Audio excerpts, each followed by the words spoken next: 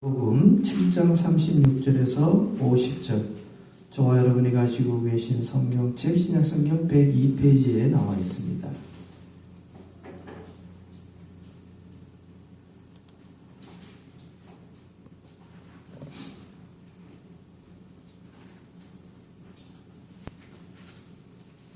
말씀을 찾으신 줄 알고 함께 봉독할 때 함께 교독하고 마지막 50절은 같이 읽도록 하겠습니다.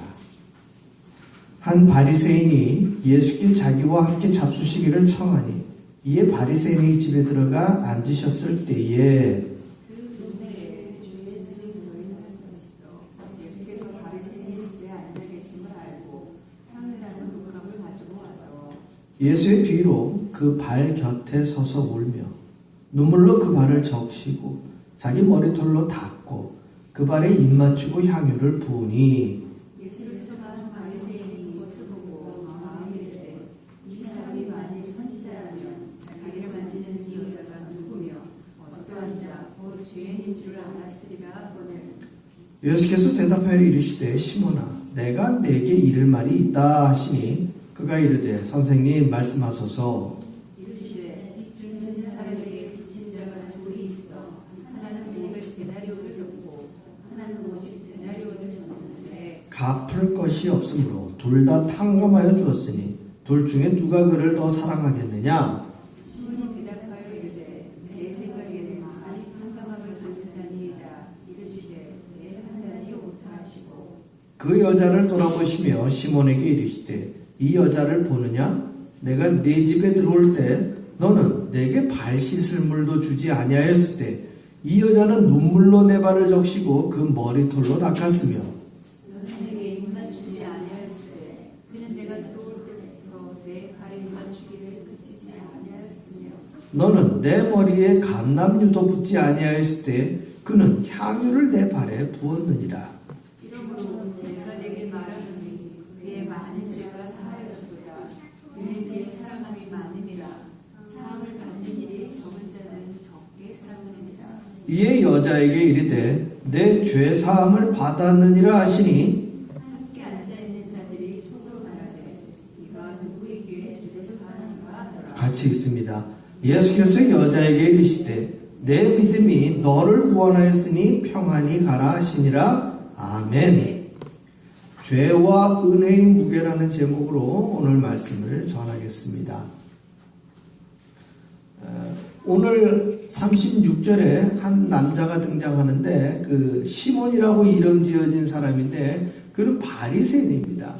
우리 성경에 특별히 복음서에 보게 되어지면 예수님께서 이 바리새인에 대한 질책과 또 바리새인에 대한 경계 그리고 심지어 회칠한 무덤이라고까지 극단적인 표현들을 썼고요. 나중에 보면 이 독사의 자식들아 이런 표현까지 쓸 정도로 굉장히 부정적인 표현을 썼던 사람들이 바리새인 무리입니다. 그런데 오늘 이 바리새인 중에 한 사람이었던 시몬의 집에 초청을 받았습니다. 다른 복음서에 보게 되어지면 이 시몬은 나병을 앓고 있었는데 예수님께서 치유해 주셨기 때문에 그에 대한 감사로 자신의 집에 초대한 것으로 기록이 되어져 있죠. 그랬을 때에 오늘 이 시몬뿐만 아니라 이름이 기록되어져 있지 않은 다른 한 여인이 등장을 합니다. 특별히 37절 하반절에 보면 예수께서 바리새인의 집에 앉아 계심을 알고 향유 담은 옥합을 가지고 왔어요. 그런데 그 여인은 그 동네에 죄를 지은 한 여자가 있어 이런 식으로 기록을 하고 있습니다. 이 죄가 어떤 죄인지는 구체적으로 기록되어져 있지 않습니다. 그런데 모든 사람이 그 여인을 죄가 많은 여인으로 지칭을 하고 있어요. 그래서 이 여인이 어떤 종류의 죄를 지었기에 모든 사람이 죄를 지었다고 공감을 하고 있는지 정확하게는 알 수 없지만 신학자들은 대개 이제 두 가지로 보고 있습니다. 첫 번째는 유대 사회에 돌로 치는 죄 중에 하나가 다른 남자와 간음을 했을 경우에 이제 그 여인을 굉장히 악한 여인으로 치부하는 것이 있고요. 또 다른 신학자의 내용으로 보게 되어지면 이 여인이 7 귀신 들렸던 마리아였다라는 것이죠. 물론 성경에 마리아라는 이름이 많이 있습니다. 그런데 우리 성자의 귀한 몸이라고 찬송을 부를 때 보면 막달라 마리아가 이제 예수님 발에 향유를 부은 여인으로 기록이 되어져 있는데 그것은 오류입니다. 막달라 마리아와 이 예수님 발에 향유를 부은 여인은 완전히 다른 여인이고요. 실제적으로 지금 예수님 발에 이 향유를 부은 여인은 나이가 조금 많이 들어있는 여인입니다. 근데 특별히 38절에 기록되어져 있는 예수의 뒤로 그 발 곁에 서서 울며 눈물로 그 발을 적시고 자기 머리털로 닦고 그 발에 입 맞추고 향유를 부으니, 우리는 이 장면을 성경을 통해서 늘 읽고 또 혹은 이런 예수님 나오는 영화들을 거룩한 마음으로 우리가 보기 때문에 그 부분에 특별히 이상할 것을 느끼지 못하지만, 이것을 객관적인 상황에서 보게 되어지면, 또 유대인의 문화를 비추어서 보게 되어지면 이것은 우리가 보고 있는 성경의 장면과는 사뭇 다른 느낌으로 다가오는 장면이에요. 첫째, 유대인들에게 있어서 여인들의 이 머리털이라는 것은 뭐 오늘날의 여인들도 마찬가지지만 이 머리털에 얼마나 많은 공을 들입니까? 그렇죠? 머리를 케어하는 부분에서도 남자들처럼 뭐 손에 닿는 걸로 아무 샴푸나 뭐 아무 비누나 감지 않잖아요. 그리고 머리털이 빠지는 것에도 굉장히 민감하실 터이고, 또 다양한 컬러로 머리털에 돈을 들이고 또 정성을 기울이는데, 지금 이 머리털로 다른 남성의 신체 부위 중에 그것도 어디를? 발을. 예수님은 시몬에게 말할 때, 이 여인의 정성에 상대적으로 비유해서 말할 때 너는 나에게 발 씻을 물도 주지 않았다, 이런 말을 써요. 그 얘기는 뭐냐면 유대인들의 이 신발 문화라는 것은 오늘날처럼 우리처럼 발을 다 감싸는 문화가 아니에요. 그냥 적당히 발바닥을 유지시킬 바닥과 그것을 발과 떨어지지 않게 묶어놓은, 우리가 보면 샌들이라고 되어져 있는 이런 표현들이 가장 적절할 수 있는데요.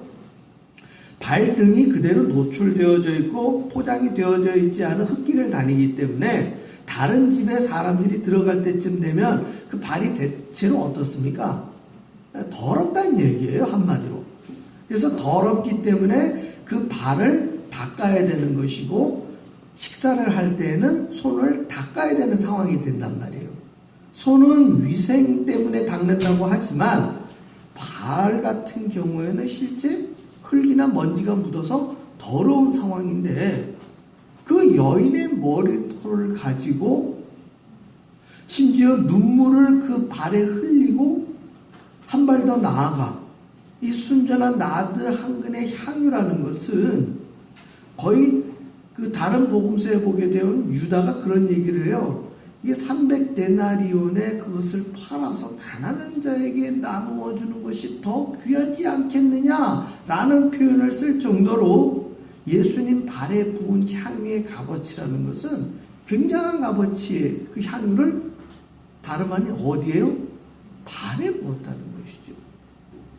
유대 문화에 있어서는 결혼을 준비하는 여인들이 그 자신과 함께 결혼한 남성에게 가장 잘 보이기 위해서 그 첫날 밤에 자기 온몸에 바르는 그러한 향유, 그런 향유의 값어치를 지금 예수님 발에 붓고 자신의 머리털로 닦았다는 것은 아무 생각 없는 유대인 남자가 볼 때는 굉장히 선정적인 부분이고요.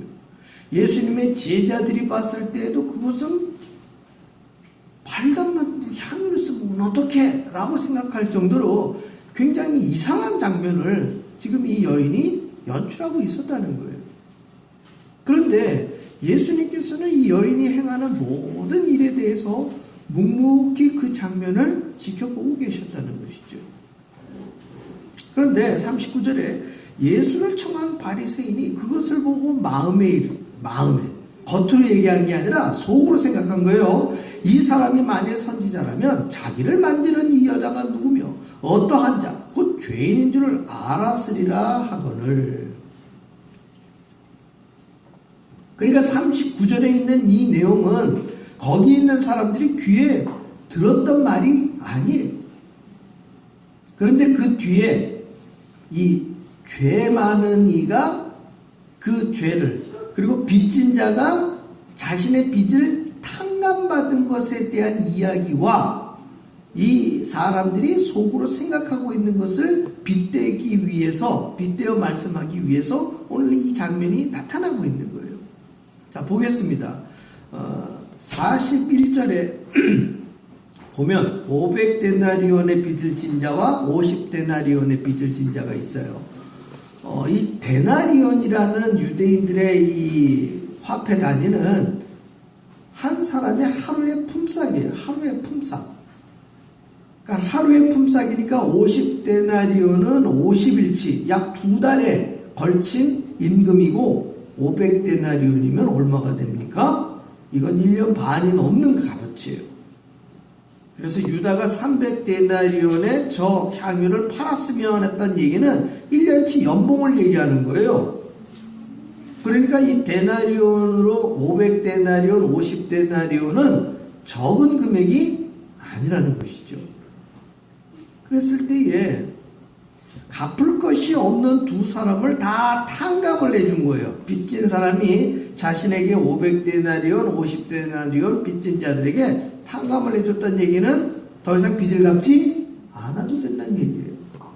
그랬을 때에 그 빚을 탕감받은 사람이 자신에게 빚을 탕감해준 그 사람 기쁨은, 또 누가 더 그 사람을 사랑하겠느냐? 이렇게 예수님이 질문을 하니까 이 바리새인들은 이제 밝은 사람들이거든요. 43절에 시몬이 대답하여 이르되 내 생각에는 많이 탕감함을 받은 자니이다. 그러니까 이르시되 내 판단이 옳다 하시고. 보세요. 39절에 예수를 청한 바리새인이 누구예요? 시몬이잖아요. 그리고 그 시몬의 입술을 통해서 뭐라고 얘기하고 있어요? 내 생각에는 많이 탕감함을 받은 자니이다. 그러니까 43절과 39절은 뭐하고 있는 거예요? 지금 대비가 되고 있는 거예요. 예수님은 이 시몬의 속마음을 읽으신 거예요. 아니, 지금 자기가 호스트잖아요. 많은 사람들을 지금 불러가지고 자기의 남영이 치유받은 것에 대해서 예수님께 감사하기 위해서 지금 모인 거란 말이에요. 그러니까 누가 주인이 돼야 돼요? 자기가 주인이 돼야 돼요. 그리고 예수님 자기 앞에 마주보고 앉아있는데 예수님 뒤에 청하지 않은 불청객이 왔는데 그 여인이 이상한 행동을 하는 바람에 사람들이 전부 지금 누굴 쳐다보고 있는 거예요? 여인을 바라보고 있는 거죠. 그런데 예수님이 그 여인을 어떻게 하고 있는 거예요? 가만히 두고 보고 계시니까 이 시몬 입장에서는 뭐 표정도 어떻게 변했었는지는 모르지만 마음에 지금, 아니 이 양반이 당신이 정말 선지자라면 이렇게 하는 거에 대해서 어떻게 해야 되는 거예요? 제지를 하고 쫓아내야 되는데 완전히 잔치 지금 분위기가 이 여인으로 말미암아 어떻게 된 거예요? 요즘 말로 갑분싸가 된 거 아니겠습니까? 갑자기 분위기가 싸해진 거예요. 그러니까 시몬은 기분이 언짢고 나빠버린 것이죠. 그랬을 때에 예수님이 시몬에게 이 비유의 이야기를 전해준 거예요. 그런데 대답은 정확하게 했어요. 많이 탕감을 받은 자니이다. 그러니까 예수님은 네 판단이 옳다. 근데 아직 시몬이 분위기 파악을 못했다라는 걸 아시고 팩트로 정확하게 얘기를 해주시는 거예요. 보세요. 44절에 그 여자를 돌아보시며 시몬에게 이르시되, 이 여자를 보느냐? 내가 네 집에 들어올 때 너는 내게 발 씻을 물도 주지 아니하였을 때 이 여자는 눈물로 내 발을 적시고 그 머리털로 닦았으며 너는 내게 입 맞추지 아니하였을 때 그는 내가 들어올 때로부터 내 발에 입 맞추기를 그치지 아니하였으며 너는 내 머리에 감람유도 붓지 아니하였을 때 그는 향유를 내 발에 부었느니라. 이러므로 내가 네게 말하노니 그의 많은 죄가 사하여졌도다. 이는 그의 사랑함이 많음이라. 사함을 받은 일이 적은 자는 적게 사랑하느니라. 자, 여러분, 맨 마지막에 이 사함을 받은 일이 적은 자는 누구라고 지칭하고 있는 거예요? 지금 시몬이 되는 거예요. 예수님을 초대하고 많은 사람들을 불러 잔치를 벌이는 자기의 재력과 자기의 능력과 바리새인으로서 다른 사람들에게 존경받는 자기의 사회적 지위가 있을런지는 모르지만 예수님을 사랑하는 일에 대해서만큼은 지금 모든 사람들이 죄인이라고 지칭하는 저 여인보다는 부족하다라는 것을 정확하게 이야기하고 계시는 거예요. 오늘 우리 가운데 임재하시는 하나님의 은혜는 어떨까요? 오늘은 어머니의 날이에요. 이 땅에 모든 사람들이 존재할 수 있는 이유 중에 하나는 우리 하나님의 은혜도 있지만 누가 있기 때문이에요? 어머니가 있기 때문이에요. 이 세상에 어떤 위대한 사람이라 할지라도 어머니가 없었다면 이 세상에 존재할 수가 없었다는 것이죠. 그리고 또한 우리가 많은 뉴스와 많은 신문지상의 이러한 사건 사고들을 볼 때에 많은 범죄자들이 있잖아요. 많은 큰 죄를 저지른 사람들이 있잖아요.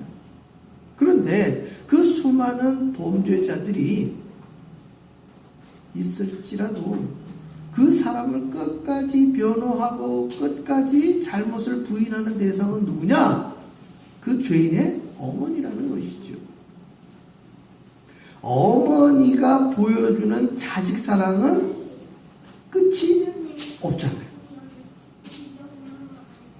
그래서 하나님은 이 땅의 모든 사람들에게 동시에 존재할 수 없기 때문에 누구를 보내주셨다? 땅에 어머니를 보내주셨다라는 세상의 말도 있는 것처럼 어머니의 존재 또 어머니가 보여주는 사랑은 바로 오늘 성경에 기록되어 있는 대로 자녀들은 어머니에 대한 사랑이 어떻습니까? 다 제각각이에요. 다 제각각. 왜? 자녀들 입장에서는 자기가 받은 사랑을 뭐 하니까? 세어보잖아. 근데 세어보는 셈이 정확해요? 틀려요? 다 틀려요. 특히 무엇을 보면 알 수 있느냐? 7살 이전에, 특히 3살 이전에 자기의 능력으로 의식주가 해결될 수 없는 그러한 시기를 살았을 때에 공교롭게도 그 시기의 기억을 갖고 있는 자녀가 있어요? 없어요? 그럼 뭐 저로부터도 없어요. 그리고 어느덧 그 자녀들이 성장하게 되어지면 자신의 어머니를 어떻게 생각합니까? 늘 자신의 삶을 터치하고 잔소리하는 사람만 인식할 때가 많잖아요. 그리고 좀 더 장성하게 되면은 어떻게 인식하느냐? 아니, 엄마는 잘 몰라. 내 삶은 누구의 것이다? 나의 것이다라고 생각을 합니다. 뭐 다름 아닌 제가 그랬다라는 거예요. 그리고 정작 부모님의, 어머니의 그런 은혜와 사랑을 깨달으려 치면은 어머님은 이 땅에 계시지 않다는 것이죠. 어제 아는 목사님의 사모님이 글을 하나 보내주셨어요. 그 사모님의 연세가 이제 거의 80이 다 되시는 분인데 자녀들에게 쓰는 글 마지막 글귀가 참 마음을 울렸어요. 80이 다 가까운 사모님이신데도 불구하고 아직도 여전히 어머니가 그립다는 것이죠. 이 어머니에 대한 그리움, 그 끝이 없는 어머니의 사랑은 사실 그 사랑을 받고 있을 때 아는 것이 아니라 그 사랑을 우리가 받지 못할 때 더 애절하고 더 안타까워지는 것이 우리의 삶이라는 것이죠. 예수님은 이 에피소드 마지막 구절에 다른 복음서에서 이렇게 이야기합니다. 이 여인이 나에게 향유를 분 것은 나의 장사를 준비함이니라. 이 여인이 행한 일을 너희는 발담, 너희의 복음 전파되는 곳에 늘 알리라고 기록하고 있습니다. 그리고 예수님은 48절에 이렇게 이야기합니다. 여자에게 이르시되 내 죄사함을 받았느니라 하시니 함께 앉아있는 자들이 속으로 말하되 이가 누구에게 죄도 사하는가 하더라. 예수께서 여자에게 이르시되 내 믿음이 너를 구원하였으니 평안히 가라 하시니라. 많은 사람들은 여인에 대한 이 관점에 대해서 변함이 없어요. 한번 머리에 들어간 고정관념에 대해서는 바꾸려고 하지 않는다는 거예요. 만약에 나병 환자 시몬을 고치듯이 나병을 확 고치든지 아니면 앞을 보지 못하는 여인이었기 때문에 그 여인이 볼 수 있게 맹인을 치유했다든지 했던 이런 기적적인 사건이었다면 아마 사람들은 예수님의 기적에 대해서 놀랬겠죠. 그러나 중요한 사실은 예수님은 그 여인의 죄가 사하여졌다는 것입니다. 우리가 마가복음 2장에 등장하는 그 중풍병자 들린 사람을 예수님 앞에 친구들이 침상을 들고 왔었을 때 예수님은 그에게 내 죄가 사하여졌노라 라는 이야기를 합니다. 그랬을 때 사람들이 오늘 본문에와 같이 동일하게 저가 누구에게 하나님밖에는 죄 사함의 권세가 없는데 그 사람에게 죄가 사하여졌다고 이야기하느냐라고 얘기합니다. 예수님은 그 무리들에게 둘러보며 이렇게 말씀하십니다. 이 사람에게 죄가 사하여졌노라 하는 것과 내 침상을 갖고 걸어가라 하는 것과 어느 것이 더 쉽겠느냐 이렇게 말씀을 하셨어요. 여러분들은 어느 게 더 쉬울 것 같아요? 예수님 입장에서는. 예수님 입장에서는 둘 다 쉽죠. 그러면 바리새인들 입장에서는 어떤 게 더 쉬울까요? 죄사함을 받았느냐. 왜? 병 고치는 능력은 없기 때문에.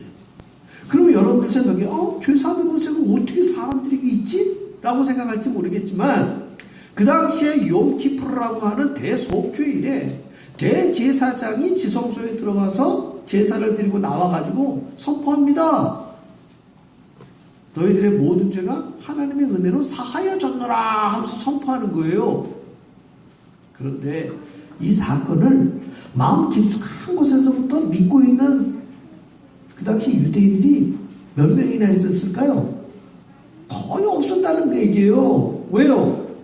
이미 제사장들도 부패할 만큼 부패했고 제사장이나 레위인이나 바리새인들은 다 이제에 밝아가지고 제사 드리는 것으로부터 말씀 전하는 일에게까지 다 자기들의 유익과 이익을 위해서 살아가는 사람들이라는 것을 일반 백성들이 다 알고 있는 시대예요. 그러니까 내 죄사함을 받았느냐 하는 이런 말로 하는 죄사함의 선포에 대해서 서로 진정으로 회개하고 진정으로 자신의 죄가 용서함 받았다라는 감격이나 기쁨이 없었던 시대를 살아가고 있었다는 것이죠. 그러나 예수님은 그 사람들을 향하여 이야기합니다. 인자에게는 죄를 사하는 권세가 있기 때문에 침상을 갖고 걸어가라 라는 말로 기적을 베풀 수도 있지만 그것보다 더 높은 차원의 무엇을 죄 사함의 권세가 있음을 알게 하기 위해서 내 죄사함을 받았느니라 라고 궁극적인 선포를 하는 거예요. 그리고 그 선포함을 받은 이 병자가 자신의 침상을 갖고 걸어가는 그 이중적인 중의적인 사건이 그 중풍병자의 사건 가운데 나타나는 거예요. 오늘 본문에서도 마찬가지예요. 많은 사람들은 지금 이 여인이 죄가 많다 하지만 예수님은 이 여인을 향하여 뭐라고 선포하십니까? 내 죄사함을 받았느니라는 거예요. 나병 환자 시몬은 자신의 나병이 치유됨으로 인하여 자신의 머릿속에는 뭐밖에 없는 거예요?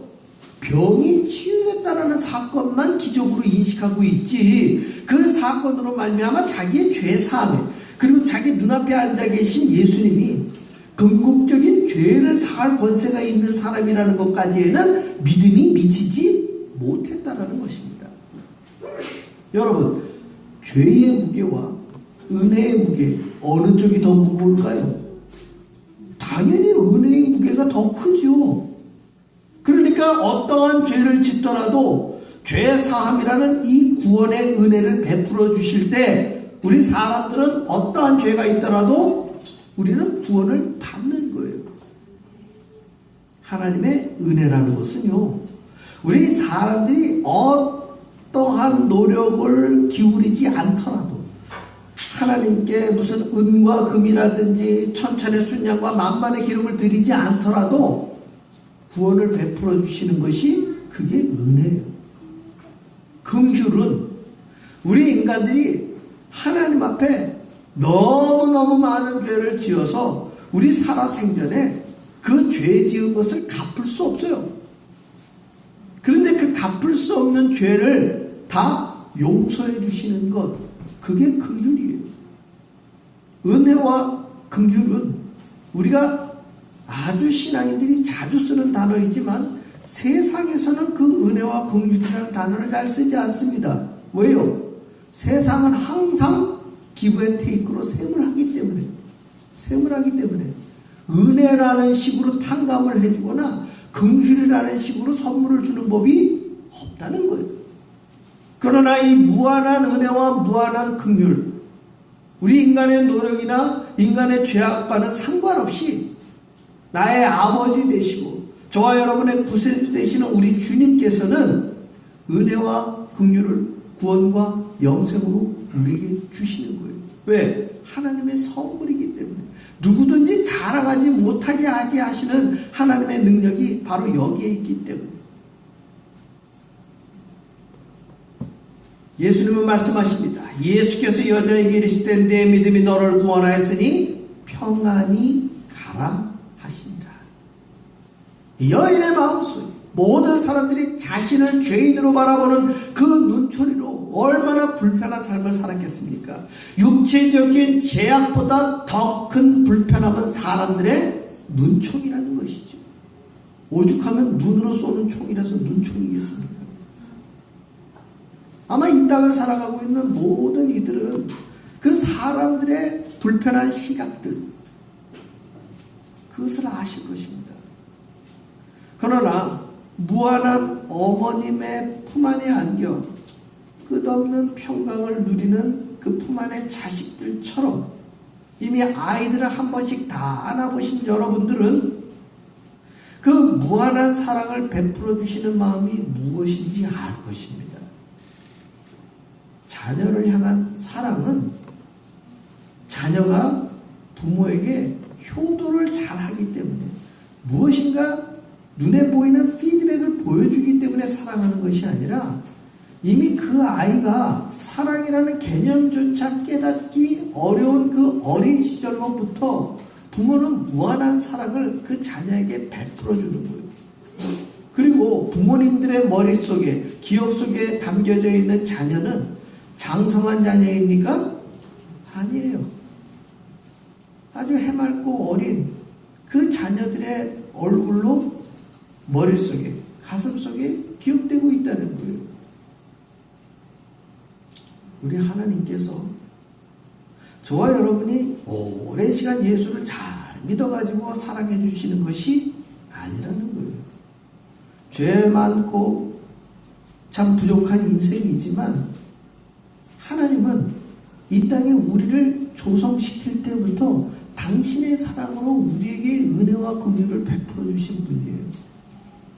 우리는 이 땅의 삶 속에 내 죄에 대한 무게와 하나님께서 베풀어 주신 은혜의 무게를 기억하며 그것을 똑같이 생각하지 아니하고 이 은혜와 긍휼로 베풀어 주시는 하나님의 사랑이 무한이라고 느낄 때 하나님의 사랑을 비로소 깨달을 줄로 믿습니다.